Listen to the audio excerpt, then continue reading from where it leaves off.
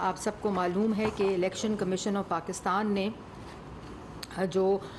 فورن funding case ہے جو 8 سال سے تاخیر کا شکار تھا، آخر کار اس کا فیصلہ دیا ہے، جو پولیٹیکل پارٹی آرڈر 2002 کے تحت اور الیکشن ایکٹ 2017 کے تحت ایک الیکشن کمیشن کا فیصلہ آیا ہے، جس کے اندر جو پولیٹیکل پارٹیز آرڈر 2002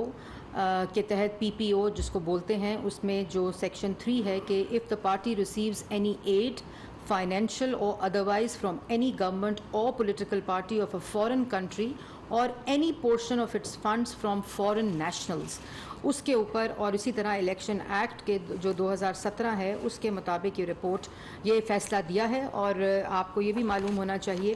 کہ جو اس کا پورا جو پروسیس ہے کہ جب الیکشن کمیشن جو ایک آئینی ادارہ ہے جس میں 8 سال سے یہ انویسٹیگیشن اور انکوائری جاری تھی اور 8 سال کے اندر 51 ایڈجرنمنٹس پاکستان تحریک انصاف نے لیں، اور یہ اس کا پاکستان مسلم لیگ نون اور حکومت وقت جو ہے اس سے کوئی تعلق نہیں ہے۔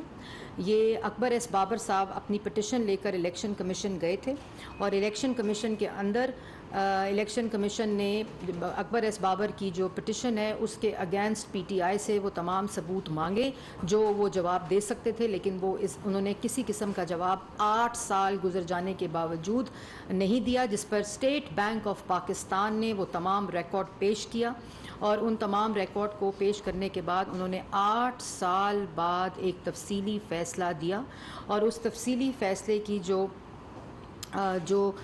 قانونی طریقہ کار ہے اس میں جو رپورٹ ہے، جب ایسا مٹیریل آ جائے جو کافی ہو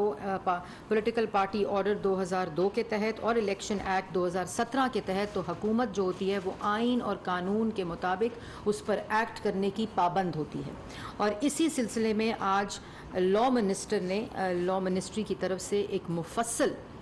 بریفنگ دی کابینہ کو، اور پوری جو آئینی اور قانونی پوزیشن ہے کہ کیسے حکومت وقت نے آئین اور قانون کے مطابق وہ پابند ہوتی ہے کہ اس کے اوپر اپنا ایکشن لینا ہے اور ایک ڈیکلیریشن دینی ہوتی ہے، کیونکہ الیکشن کمیشن کی جو فیصلہ ہے اس میں واضح طور پر جو پاکستان تحریک انصاف ہے وہ فورن ایڈڈ پارٹی ڈکلیئر ہوئی ہے، اور اس کے اندر انہوں نے تمام وہ منی ٹریلز اور تمام وہ فورن نیشنلز اور فورن کمپنیز کے تحت جو چیزیں ہیں ان کو ڈکلیئر کر کے نوئنگلی اور ولنگلی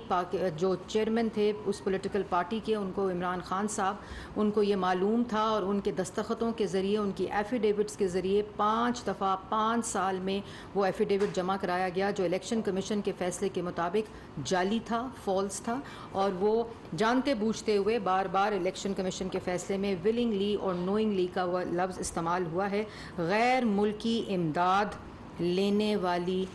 سیاسی جماعت قرار پائی ہے۔ اور ان تمام